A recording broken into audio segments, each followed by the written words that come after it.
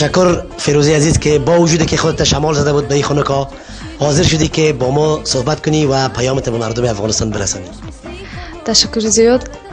من بسیار خرسند هستم که شما چقدر به خانه من اومده اید و من بسیار خرسند شدم که مرا کم باشدن در افغانستان میشناسند و شما را بیشتر میشناسند در افغانستان و با من شما خواستید که مصاحبه کنید. سرود میخوانم.